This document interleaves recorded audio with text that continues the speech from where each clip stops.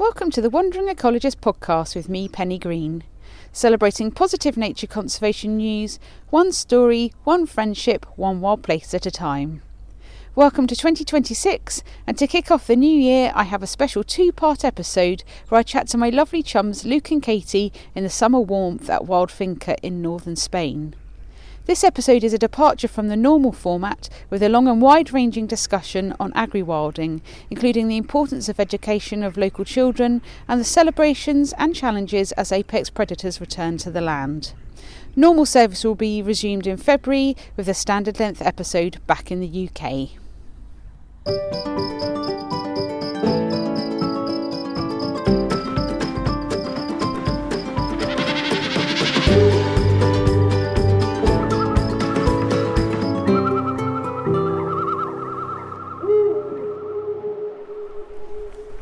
Welcome to the Wandering Ecologist podcast with me, Penny Green. This episode I'm back at Wild Finca in northern Spain. It's a lovely rewilding project and I'm here with Sideshow Dave. Hello there.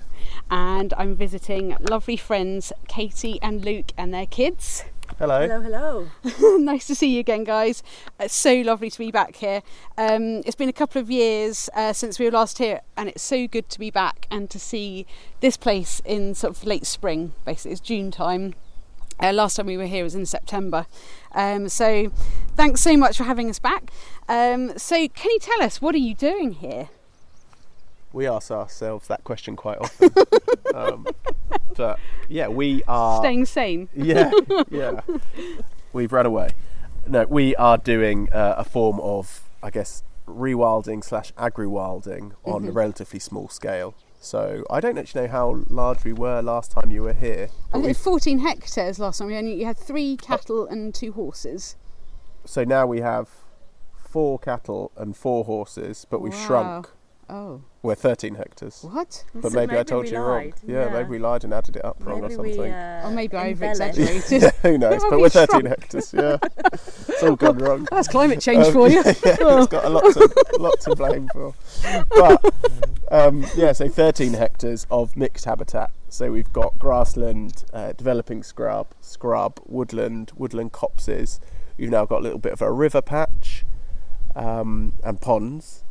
But yeah, so we're small scale rewilding, trying to create kind of a safe space / oasis for all manner of wildlife, whether it's passing through, coming here to breed, a bit of everything. And a safe refuge for you and your family as well. It's a beautiful place to be bringing up your young family, isn't it?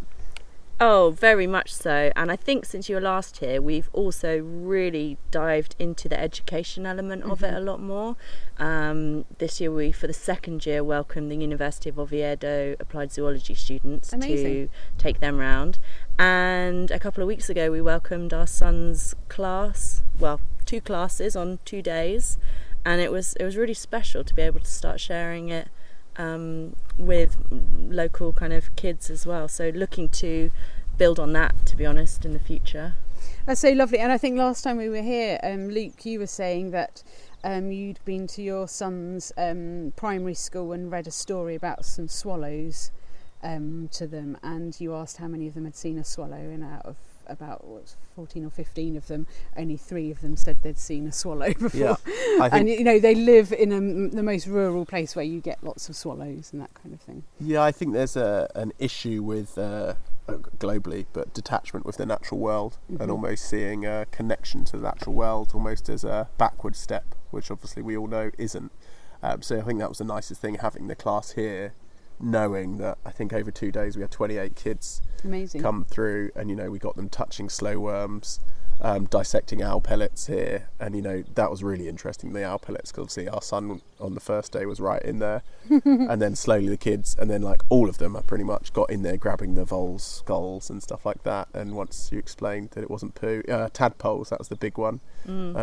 Just things that are all very common and actually quite easy to find locally here, but none of them had any of that kind of, I guess, interaction with the natural world before. And then moments like we took them to a spot where we always get people, adults as well, when I'm guiding, to kind of stop and listen. With adults I normally do 5 minutes because it's like this natural theatre bowl, but with them obviously 28 5-year-olds, that's quite tricky. Yes. And I got them to do a minute, and their teachers were like amazed that Wow. nature could get 14 kids to sit there with their eyes closed for a minute, not fidgeting, just listening. And it was probably one of the first times in their life where they heard no man-made sounds. It was completely nature. And then we said, what did you hear? And someone said they heard a magpie and then a bird and a cricket and a frog, and some of them even asked, could we do it again? So for me, that is I guess the main motivation for everything we're doing here at Wild Finca. We're kind of doing a soft opening, I guess, that this is now going into our 7th year of owning. I don't like using that word, but yeah, since we bought Wild Finca, and like going into our 7th, 8th year, we really want to focus on that, the education side of thing, whether it's online courses and offerings like that, to local physical offerings where we can get, for me, if I could get 100, 200 kids through the door every year or through the gate, and 10%, even 1% of those went home with a new love for nature, passion for nature, and saw it as what I saw it as when I was 5-6 years old. So, and that's the time to be capturing that, isn't it? And like your two kids have, just seeing how wild, like kind of feral in the best kind of way they are. How in touch with nature they are, and how they just love scampering around barefooted, just looking for stuff and just completely engaged with it. The slow worms are being particularly manhandled at the moment. I sent Penny and Dave a video of our son he was just holding the slow worm, but he was topless. And suddenly, all of a sudden, he's like, it's bit me. And we didn't know that slow worms could bite, but it was attached to his tummy. He was so chill about it. He was like, oh, this is unfortunate. We just kind of like, we're not quite sure how to detach it. We'll just have to wait. It'll have to eventually. I don't think there's any videos on Google that go on YouTube that can help you get a slow worm off. No. Dad's fingernail between the jaws. I did have to send it to you and say, did you know slow worms could do I didn't this? know that they could do that, especially not on a child's belly button. No. So it's quite an interesting one. That I still want to know if it was aggression or really food. He released it afterwards, but as he said, "Oh, my wobbly belly is a slug or something." But it just lured it in. But yes, they're very. But it's all they've ever known, and I think they're incredibly privileged in that way, that because we're into it, they're into it, but we've never really forced it. This is their playground. This is where they kind of get to enjoy, and they don't watch many shows, and we have these lovely moments where they do want to watch a show. But now with light evenings, they do go to bed 7:38. But if, let's say, they're at school 9 till 3, they come home, they don't go inside until dinner time. Yeah, that's how it should be. And they forget. And I think a lot of kids, this would be normal for a lot of kids. If people were to let it happen, this is the natural thing that kids would do in the evening. Oh, we see a direct shift in behaviour when they're put in situations where they don't have this space to do it. We know it's got so much to answer for in terms of their activity, health, mental health. Sure. And the other day it was an inset day at school, and we worked out when we went to bed, we'd been outside. We left the house at 9:30 in the morning and didn't go back until 7. That's perfect. And that's a my normal ideal day. Yeah, that's a normal day for a 3 and a 5-year-old for them. Just the identifying. I always call it sponge learning. That's how we've learned what we're doing here. I call it, but I don't know if that's a real thing. But just being in and absorbing it. And I guess they've done the same. We're passionate about it, but their eyes and spotting. An Egyptian vulture to them is a poo vulture, so you've got to go for that, because if you didn't know, guys, that's why Egyptian vultures have a yellow face, because they're slurping off poo. Yeah. And they think they don't know, but they think it's probably to the brighter the yellow, the more attractive they are to their mate. So Rowan calls them poo vultures. But the other day, he saw literally a wingtip over those trees, and we had friends here who are very, very accomplished bird guides, and I was like, "Yeah, poo vulture," and they didn't see it, and no one really cottoned on. And then 10 minutes later, old poo vulture came in low. Amazing. And he made the comments that's really impressive. It's just the wingtips across the top. Just so that having peripheral vision, not looking at a screen and being in it, and I guess it's going back. And I always say this, but 25,000 years, the Titubastua caves, which are just behind us up there, which are 25,000-year-old cave art, the people that painted those hunter-gatherers, I guess we've all got that inside us. Yeah, I think everyone you have forgets to for survival. That's our everyday survival, isn't it? So it's amazing. nurturing that. Yeah.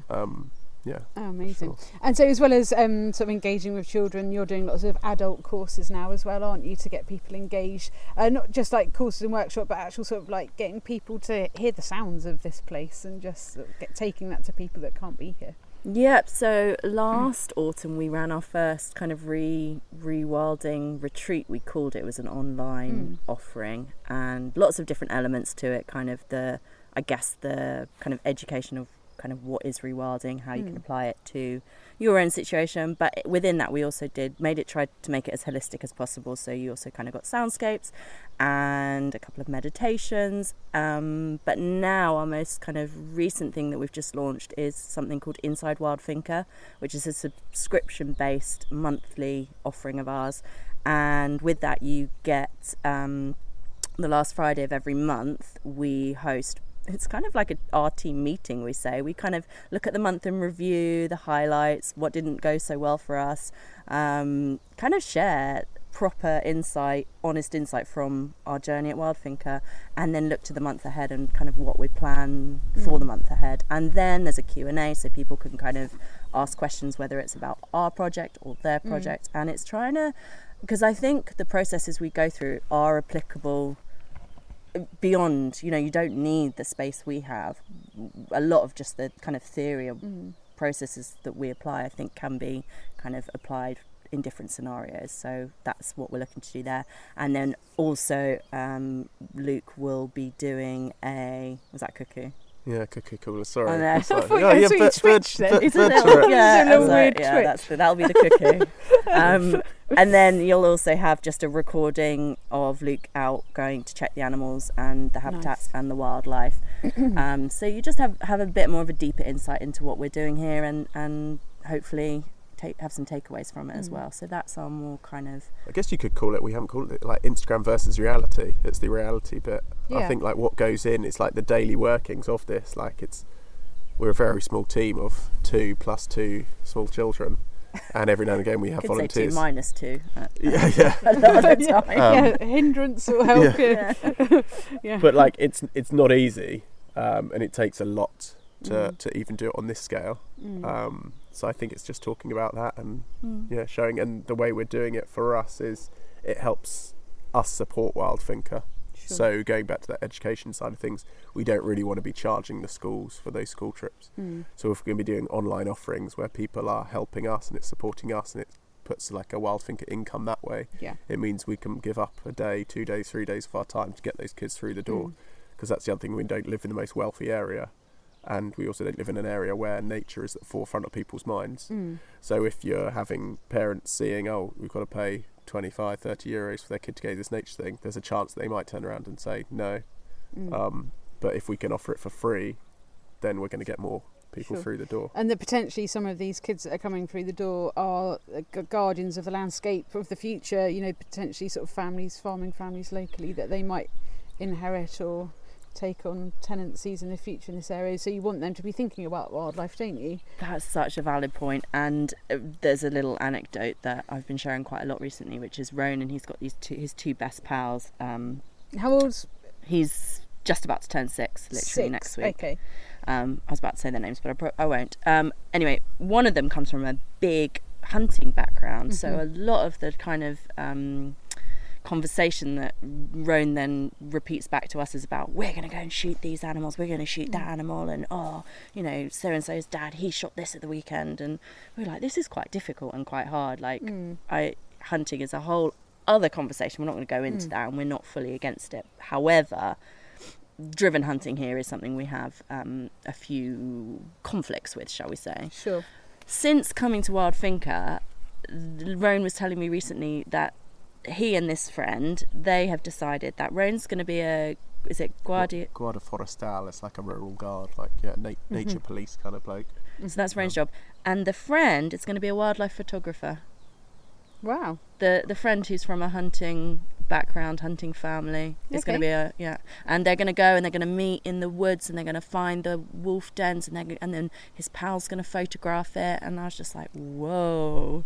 Well, that's amazing. That's a shift, isn't it? At quite a young age to be thinking like that. Yeah, I mean, we'll see how long it lasts. We'll see how long it lasts, but even just in that moment for him to even be considering that as a career path, I know as a 6-year-old, but it's very different to the conversations they'd been having pre-visiting Wild Finca, shall we say. Sure. This is so good. It's amazing. Exciting. And so today we are going to go and have a look around some of the habitats with you here and maybe get different soundscapes, talk about the different habitats, how they're changing, how the herbivores that you've got here are influencing that habitat.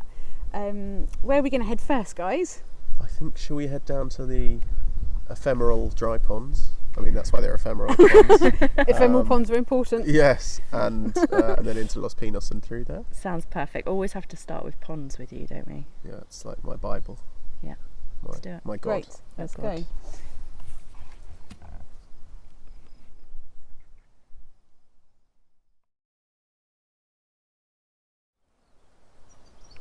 Normally when a crow makes that noise here, it means it's goshawk, eagle owl or golden eagle. Ooh. So Luke just gestured to the sky. We're in the wrong position, he's heard them, but... Exciting. Anyway, we'll Okay, keep our here we are ears down by the pond. So Luke, is this a man-made pond that we've got here? So, when we took on Wild Finca, there was no standing water at all. The only water source was troughs for cattle, I guess. There was a few baths laying about. The top of our track, there's a fuente, which I guess is like a concrete trough as well, which is actually very... We're probably... Well, we're already shunned by locals. But, we don't clean it out, and people clean it out. We don't clean it out, so it's a very nice, but marbled newt, palmate, that's a good source of so nice. amphibian life and pond larvae. Dragonfly larvae and stuff in there as well. Anyway, so this pond, I can't remember when this one went in, the year before last. This one is lined. And then the other side over there, this was always relatively boggy. Mm-hmm. So the way we graze is we do quite like a quick rotations, long rotation, like depending on the weather. But in winter, this really is like that side. You can kind of work it out like boggy. But we don't have much trees in this patch. So I've put that electric fence in and planted native, spiky trees, willow stuff all the way along. And then here I've planted up a copse. And when I dug... I think I'd left the trees up there, so I dug the holes, walked up to get the trees, and when I came back, my holes were full of water. So I was like, oh, that's interesting. And when you had lots and lots of rain, you could hear it. Do you remember? You could walk along and like this, but you could hear that like running water. But in summer, it would always dry up. But there was always a bit of rush. Anyway, so I thought, what I'm going to dig? I'm obsessed with ponds. So I dug one hole, filled up, dug another hole, filled up. And in the end, we've got, I think, 18 small ponds along here. More ponds than pasture. Yeah. Well, We've got to get some hippos or something. Yeah. That's your next animal. But they hold water from like October till March, and then obviously fill up if there is rain, and like kind of fluctuate. Midwife toads. I mean, all the frogs spawn in it. These ones, we had a camera trap on here. Green woodpeckers loved it. This one. So then, when this is the only lined one. This overflows, and then I've like put mud along so it kind of dams. That holds water quite a lot, and then all the others fill. And yeah, green woodpecker. Wild boars wallowing in it. Oh my god, really? That's amazing. Yeah, heron coming, that heron quite brutally eating the frogs, when they spear them. Oh, yes. Like, the poor frog, like got it by the leg, and the frog's like arms outreached trying to grab onto life. Yeah. Dear life. But it's quite cool. And then ragged robin and stuff appearing in there, and some like wetter things. So yeah, this kind of like boggy area is really quite productive on that side of things, which is really nice. And yeah, we like ponds. So the aim is obviously for biodiversity. But because we have the grazing livestock as well, we do need to supply them with water. So there is a trough up there, which I've turned into kind of a pond of sorts, which you can turn a pump on to fill. But then all these ones hold water for them as well. And then basically every block. So I think when you guys were here last, we had smaller blocks. But now we're like watching land more and more. We've like opened up the blocks. So that's what we're going to do now, is walk through those. But we're here, let's say we call this block 1. But basically every single block has a minimum of 1 pond in it. Okay. And that is for biodiversity, but it also acts as like a drinking spot for the livestock as well. So they're all pretty like clay, puddled, muddy around the edge, and then which is quite nice because it's always changing around the edges. We haven't just got a shingle bank or something of like your garden pond, which also is obviously great for biodiversity. But like once the cows or the horses come in and they tread, it just changes the dynamics, doesn't it? That footprint then fills up, and that's the same as the ephemeral ponds. Obviously, they drink with those, so they're all kind of changing shape all the time. Sometimes they're being grazed inside of it, at the minute, because we grazed this 6-8 weeks ago, or maybe even more than that. But yeah, so there's like a carpet of grass, but then they'll come in and they'll hit that and then push it down again. And so that kind of constant ebb and flow of disturbance, I guess, It's really nice, rather than constant disturbance, which you might get on a lot of farms or sort of other pasture land where cattle are kept for longer. But really important to have that ephemeral water source as well, isn't it? There's lots of wildlife that thrives in that kind of environment that we always think of ponds as you should be topping them up and keeping them full, but actually having ephemeral ponds is really important in the landscape as well. Yeah, and I think what's nice about this is because this one, it's relatively low now, which would make the problem we have this what is this wind at the minute, easterly, which really wicks the water off the top, and hot weather, next week it's going to be 28, so they do drop quite a lot, but that's kind of always got water in it, more or less, so it is like a reserve, so it doesn't even matter anyway if they dry up. That's important, but two, if you really are desperate. But sometimes the boys get quite sad, so we do fish out the tadpoles out the ephemeral ponds and put them in the lined ponds. But otherwise, that's just part and parcel of it. Of course. So of course, we're losing some tadpoles, but I'd say we have a burgeoning, is that the word? Amphibian population. The other day we guided people and it was been damp in the morning, and this grass that we're in now, it was alive with froglets. Amazing. Which is really nice. And we don't have any species like white stork or cattle egret as of yet. And maybe those species will come one day. We don't have any plans to introduce them, just because we know, very annoyingly, by the supermarket there's a really overgrazed, trodden up field that had 12 cattle egret in it all winter. Luke keeps threatening to throw them in the back of the car. Yeah, when we're doing the shopping. Good luck catching them. Yeah. Could be interesting. Could be a bit stabby. And white stork are increasing as serious as 10 pairs this year. Again, not that far away. And we actually have had them in 2020. COVID lockdown, we had them, so they're on the Wild Finca list. Would you think of putting up a wooden wheel on your roof? But like I say, not yet. I think we're waiting, because the way I look at it, as if the food's there, they'll come. Yeah. So we've got a good invertebrate population, and if we get those frogs really booming, then hopefully maybe we do that, or they turn up and see we've got plenty of trees. In Spain, storks are pretty good at nesting in trees naturally. So really hopefully, we don't have any really veteran oaks that they'd like, but maybe that ash tree or that oak tree over the back there. It's big enough trees, aren't there? Yeah, so we'll see. It'll be just quite interesting if they do come. But when you see that life in the grass, and at the minute, I've been watching the fox and the fox cubs just around the corner that we're going to walk through at the minute, and that's Death Valley, the amount of things. I bet you could find some frogs' legs and stuff in there. Delicious. I was watching the cubs pouncing on stuff in the grass the other day, and I'm sure there were probably little frogs. Lots of stuff for them to eat, little snacks. Exactly. Yeah. Mm-hmm. And Sideshow Dave, you're a big pond fan, aren't you? I am, yeah. What's your thoughts? Ponds, this is looking lovely, isn't it? Lots of different diversity of plants in there. It's absolutely beautiful. Having that one pond that holds water for that bit longer that you've lined makes so much sense, because it just gives those extra species a chance to get through the life cycle. But also there's that sort of old phrase, ephemeral ponds are permanent and permanent ponds are ephemeral. As the ephemeral pond dries out and you get sort of some of the dust and mud being blown away and other animals just digging around in the base, they should last. Once you've dug them and they're there, they should just continue in the landscape. And it's great, and you've got nature's little biscuits, all these little frogs and things going out into the grassland to feed the vertebrates from these birds coming in to get them. Yeah, it's really beautiful. Grass snakes everywhere at the minute as well. That's up around the house as well. We had a huge grass snake yesterday, nice big one. Nice. And I think all of that, like you say, there's clearly a bountiful supply of food in here, which I guess for us that is kind of mystifying on certain things. The changes we're seeing at Wild Finca that are more, I guess, on the worrying side, without being too negative.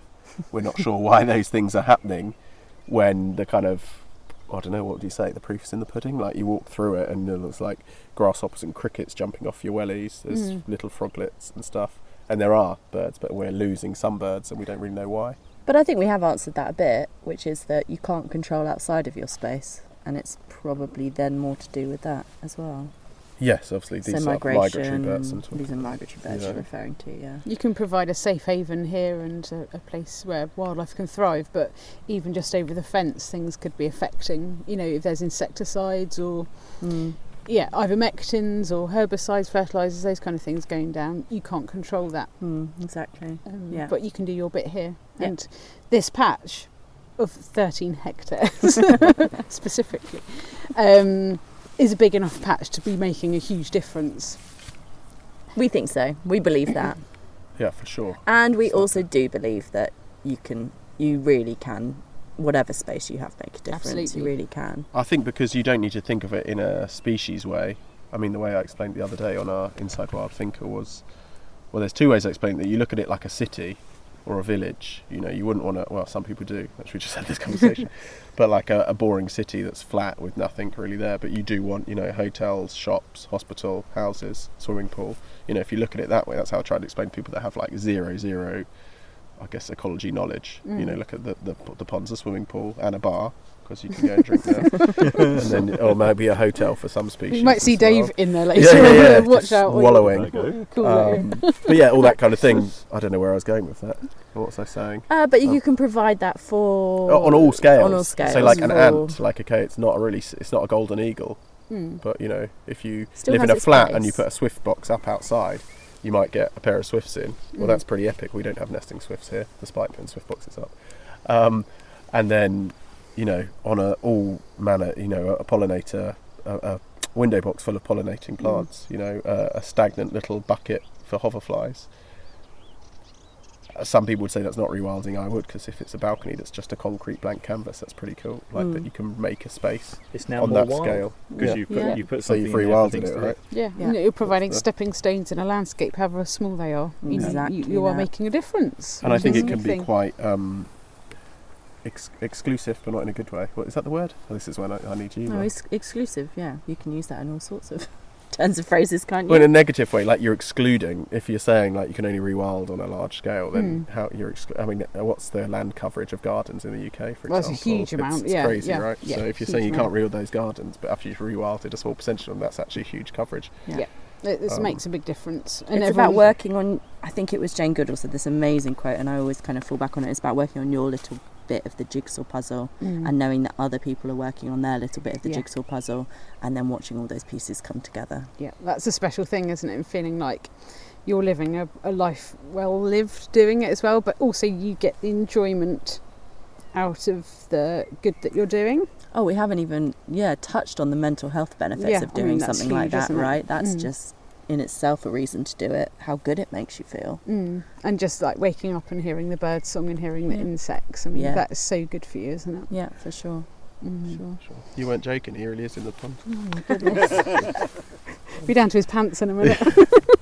Right, where are we off to next before Dave plunges? Let's head on round to like our really scrubby area. I hope the irises are out in full bloom. Yeah, see if we can find you a crab spider. Yeah. Sounds good to me.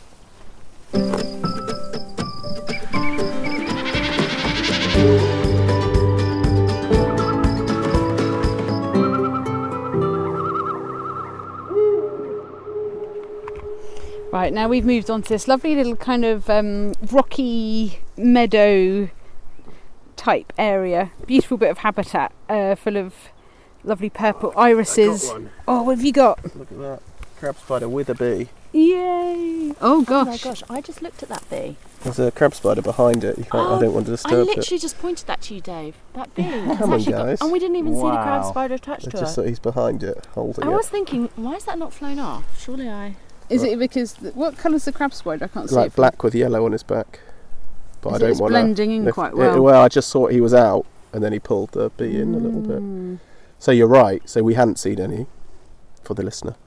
And Dave pointed out it's the middle of the day. It's pretty warm. We have a little white crab spider Oh, over here there as you well. go. It's Yeah, just they're all moved round. Yeah. So that was hidden on the white bit of the plant, and it's just Amazing. So yeah, we call this Los Pinos, this area. So there's two old pines that were planted when the previous owner was born. So they're probably like 70, 75 years old or so, and they're actually dying, as you can see, Oh, yeah. which is great. They're not native. I'm not saying it's great that they're dying, but as in like, I mean, it's all rocky, as you can see. This can't have much root space, but it's an area that we've, I don't want to say managed heavily, but we cut it. So originally it was an anti-hunting device. Redback shrike just up shrike. there. Oh, yeah. flying up in the pine. Two of them. Woohoo! Beautiful. We'll get onto those in a Cooling. minute. It's all going on. Yeah, it's This is virtually exciting. limestone pavement, isn't It's it? Bits of it? beautiful. Yeah, here. so all of it, I mean, not all, but like, yeah, so, and then if you see it comes up again, so it's like the thing with Wild Finca, it's like undulating, I guess, so we have like these limestone outcrops. It's quite interesting. Oh, I'm going to fall off the limestone outcrop. Oh, gosh. Come back. And Don't want to step on the bee. so for a lot of people, when you think about rewilding, people think that's completely hands off, but actually it's okay to manage. Yes, I was saying the hunting. So the hunters used to go and stand like by these pines actually, and I couldn't get rid of them. So what I worked out, this is always in winter, I'd come down here. This was all thick, but like leggy gorse, and I'd come through Sardinian. Yes, Sardinian warbler. Sorry, so distracted. Right. Sorry, I am listening. Honest. And yeah, so this was all like what we're looking at, really thick, leggy gorse, like this kind of stuff over here. So over kind of 3 winters, I cut it out in blocks. And at the time, we started with sheep, and they didn't really do anything. And now we have the Asturcón horses and the cows, and they do nibble on the gorse, so it's much more open. And we got these beautiful irises coming up, which is also like the royal flower. I don't know if it's just off Asturias, but it's like of the royal family.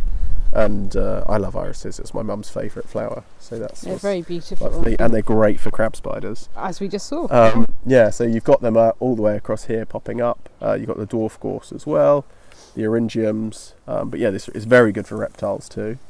Very good for warblers, how that Sardinian just proved. It's lovely here because we're just surrounded by lots of really nice scrubby bits. And so you've got the open areas, you've got the taller trees, you've got the little scrubby bits.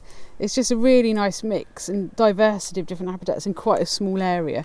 And that comes back to that, you can do this in small areas. Because if you only had this bit here, well, how big is this? Well, it's not massive. I'm not sure. But we have 500 square metres perhaps. You know, it just shows that you can do something in quite a small area and have like a huge amount of diversity in that area. And arguably, I would say we do look at plots in isolation when we're making decisions. We don't, always look at it as a whole. Yeah, we will kind of scale, zoom in. We do a bit of both. And I think when we're zooming in, that's really when the kind of processes we're implementing can be applied more widely, certainly. And creating a mosaic. That's always we say mosaic. So yeah, like you say, it's very small. We've just been stood by some ephemeral ponds.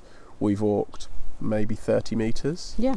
And then you're into this, so you've gone from like heavy clay soil where those ponds are to incredibly dry limestone rock in 30 metres, and that's the beauty.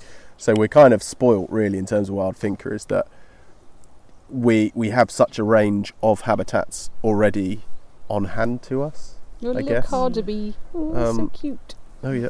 Oh, you've Making the got to most be of careful iris. though. He might get caught by a crab spider if he goes in there. I mean, you see how they get it. I think that's why they love the irises, because the crab spiders sit in those like a little tunnel, isn't it? Exactly. Waiting for them to come in to get and their nectar. And what always amazes me is the size difference between bee and crab spider. Wow. So I guess they just suck out all the juices.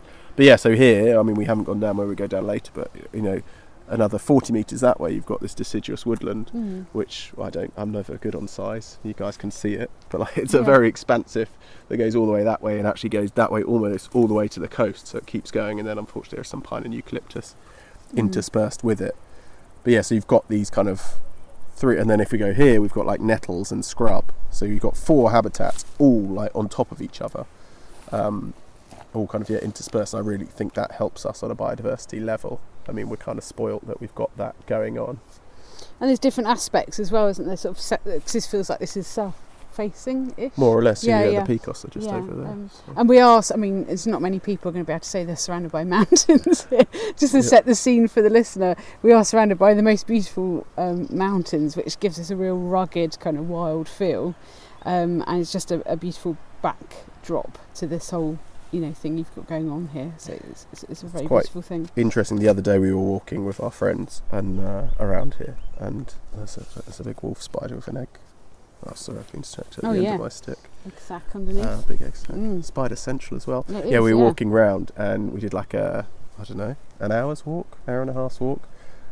We got 9 or 10 species of raptor in that time, and I'm saying this just because what you said about surrounded by the mountains, because we were those undulating. So I guess if you're right up in the mountains or lower down, up the mountains you might be looking down on the raptors, lower down you're looking up at them. But here, because you've got 1, 2, 3, more or less, maybe even 4 valleys, most of the raptors you'll see, there's such a thermal, like one thermals to get up. So we've got the vultures every day, the hobbies, and those different habitats. There is something for every kind of raptor. Absolutely, they'll be utilising this area, whether it's sort of for hunting or roosting or sort of getting across on a thermal. They'll be using it in some way or another, won't they? Yeah.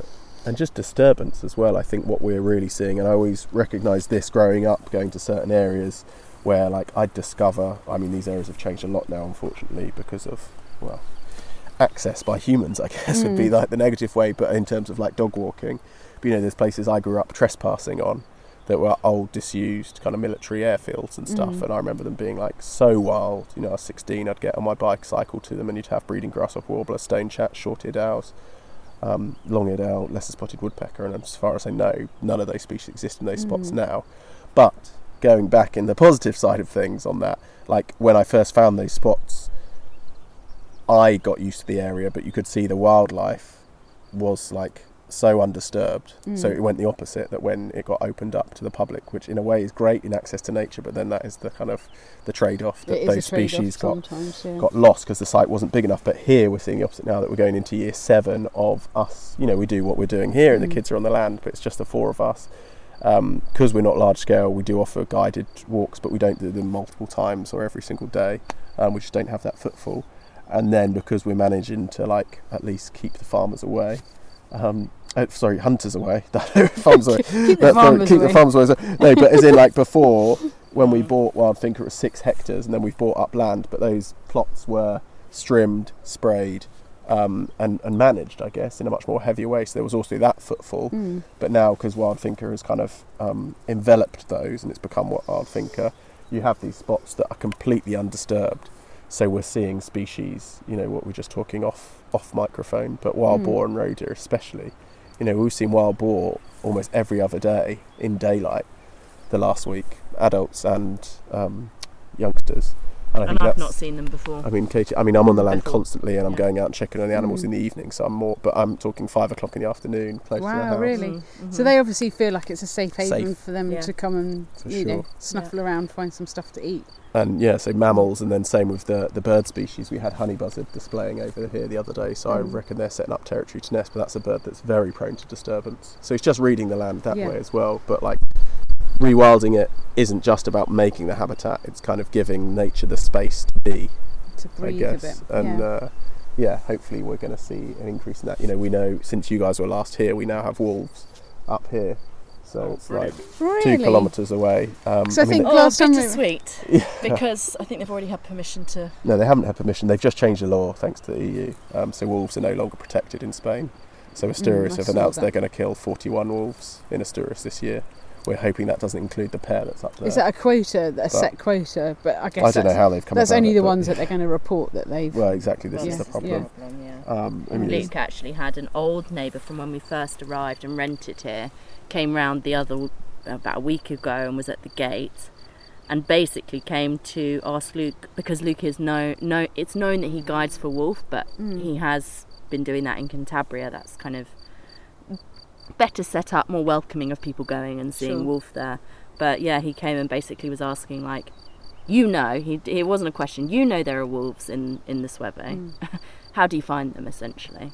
And that was a very tricky situation to be put into, because he said, I'm about to put my livestock up there, I'll lose them all. So what he was implying was that he needed the information to get rid of them, essentially. We don't know. I mean, it all comes down to fear at the end of the day. These people in their generation have never lived alongside wolf, and for him that's money, and it's his animals, right? Like, we like our cows and horses, and that was his thing. You could actually hear his voice change, that it was, he was about to put his sheep out there, he was about to put his he's put his money on the line, basically. And the thing is, so he has mastines, which are like the livestock protection dogs, but he was saying in one area, and this is when it's another trade-off about access to the outside, so he was like, I can put my sheep there, but there's wolves there now, but there's also tourists, so he was saying he can't put his mastines with the sheep because his mastines will attack the tourists or the tourist dogs.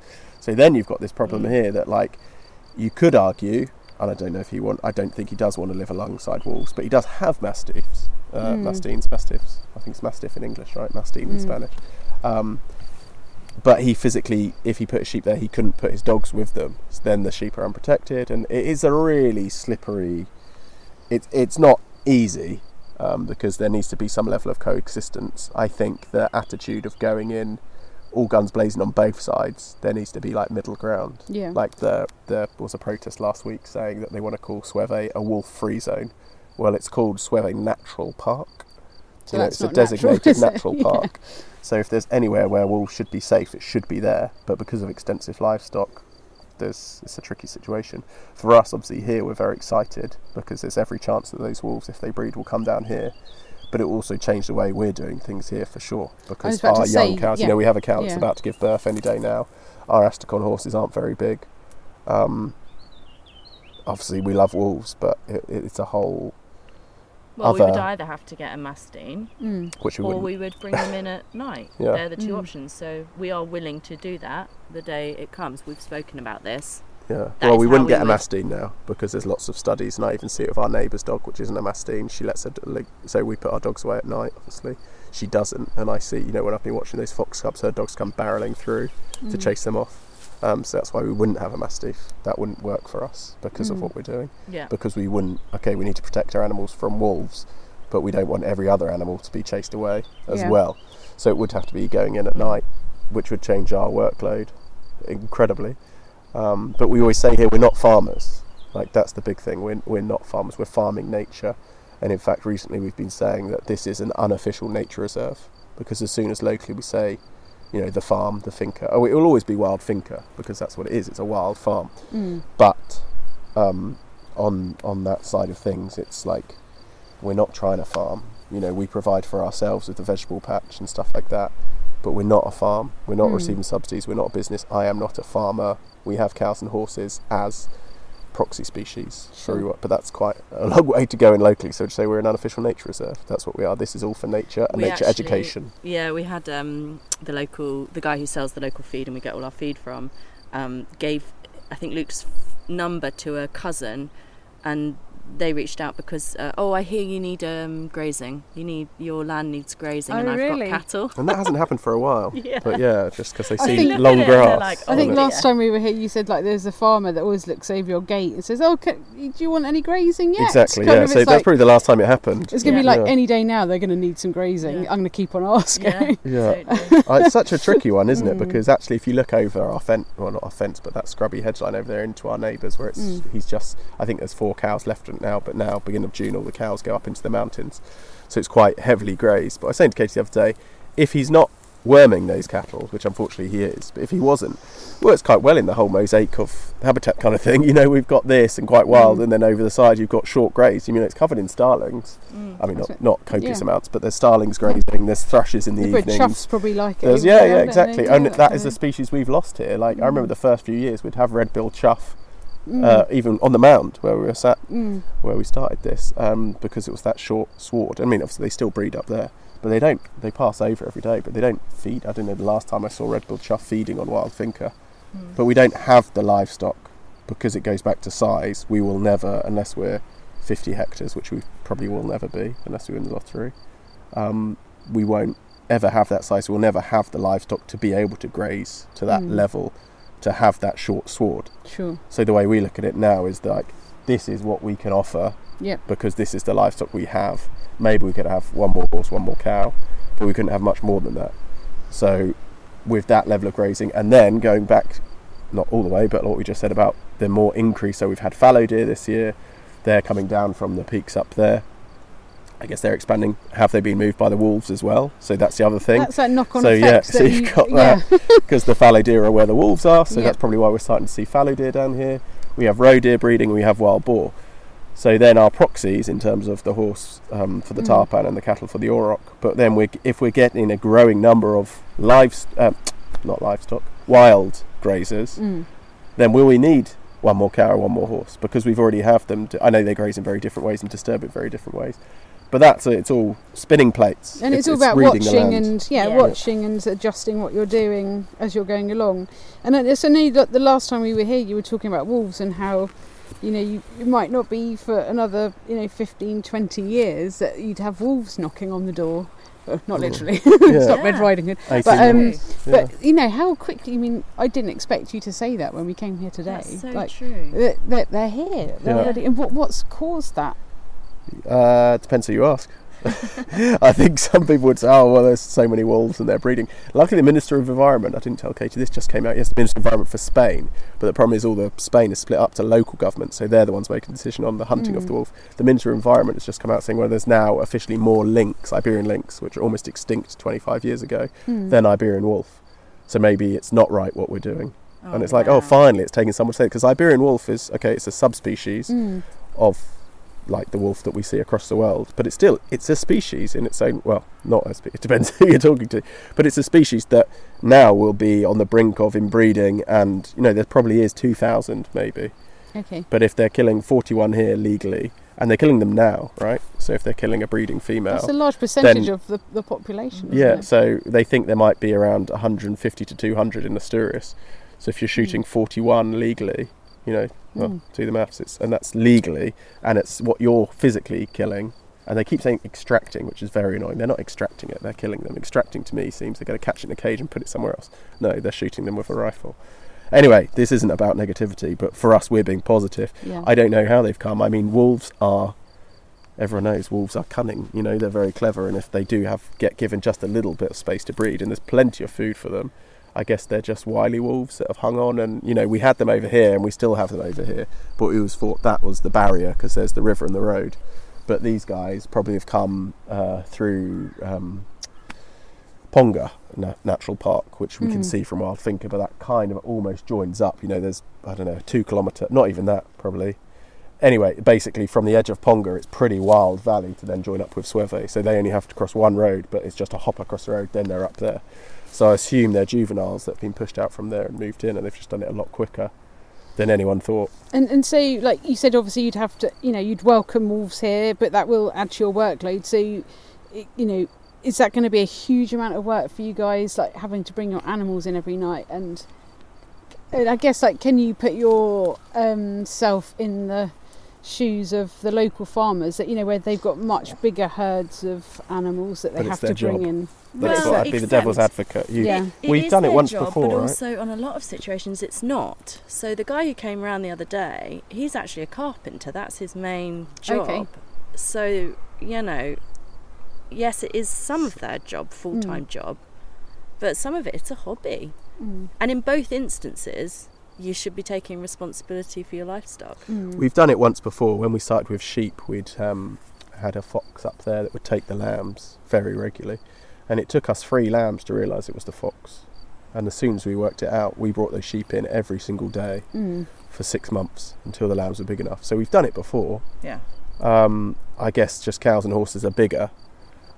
But they get used to it. No, they get used to it, but it's also, for me, I guess it could be perfect that if wolves are here, and let's say, firstly, I think I joked the last time we spoke that, like, the offspring of our cattle might be wolf food.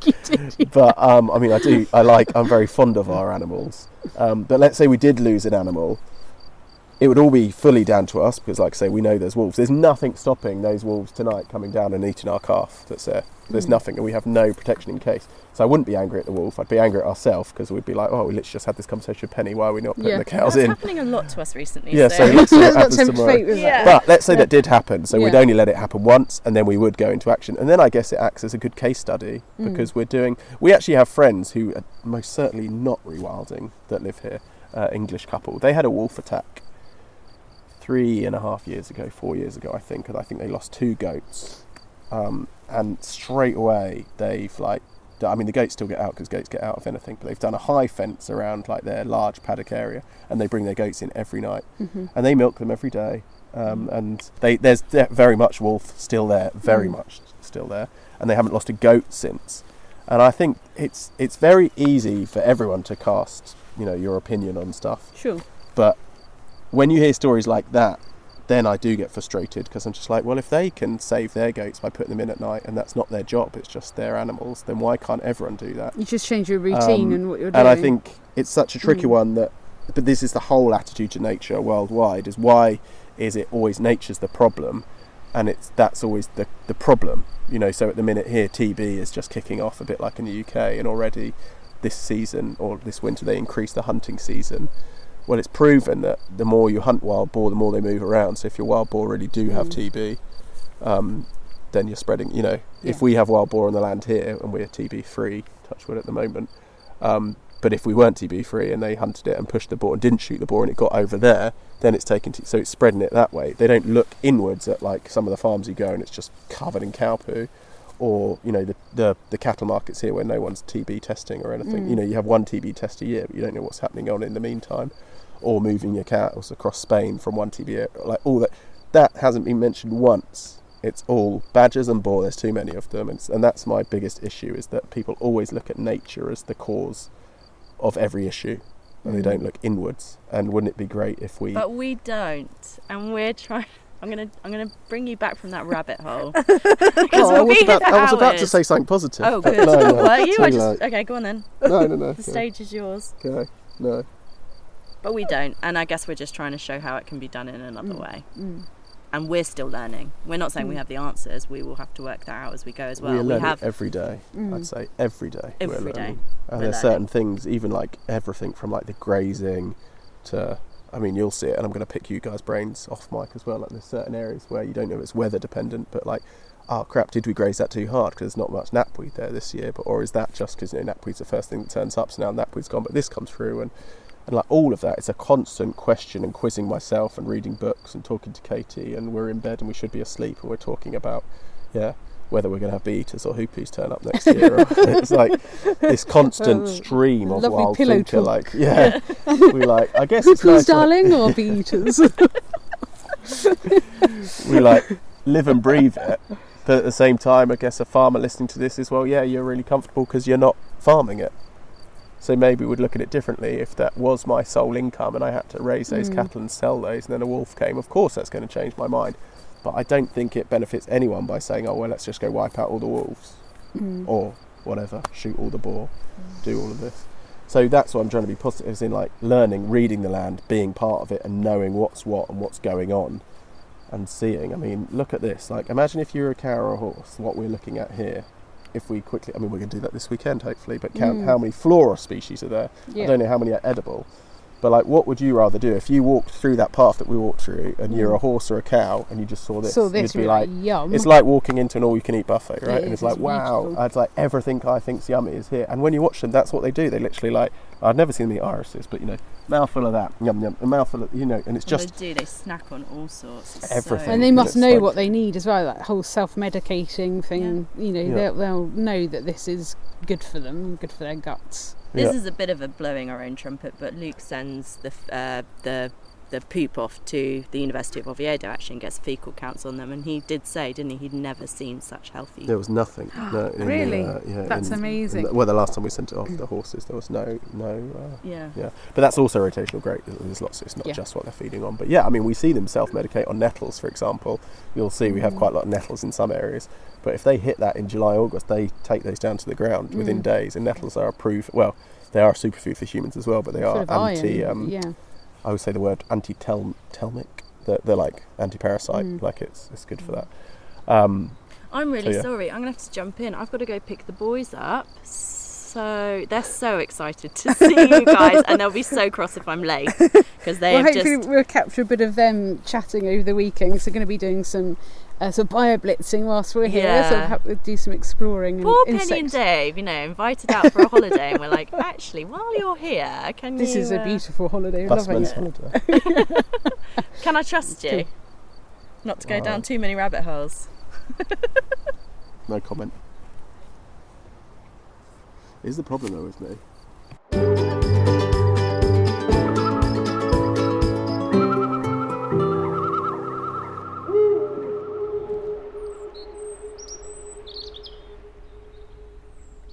Many thanks for tuning in. I really hope you've enjoyed this episode. Tune into the second part of this episode if you'd like to hear more. That includes Luke's eagle owl impressions. Since our visit to Wild Finca in September, Katie has published a fantastic book all about their move to northern Spain and the life they've built for themselves and their young family in a nature-filled home. If you're interested to read more, then search for No Paradise with Wolves by Katie Stacey or take a look at their website, wildfinca.com.